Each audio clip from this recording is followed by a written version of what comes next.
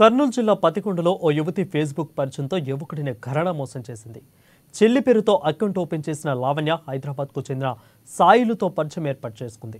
ఇక ఫేస్బుక్ పరిచయం కాస్త చాటింగ్, ఆ తర్వాత కాలింగ్, వాట్సాప్, ఫోన్ సంభాషణ వరకు కూడా వెళ్ళింది. ఈ నేపథ్యంలో లావణ్యను గుడ్డిగా నమ్మిన సాయిలు క్రమక్రమంగా డబ్బులు పంపించారు. ఈ నేపథ్యంలో సుమారు ₹1,20,00,000 లావణ్య వసూలు చేసింది. అయితే మోసపోయారని గుర్తించిన సాయిలు తనకు న్యాయం చేయాలని పోలీసులను ఆశ్రయించారు. ఈ నేపథ్యంలో లావణ్య ఆత్మహత్యయత్నం చేసుకోవడం కలకలం సృష్టిస్తుంది.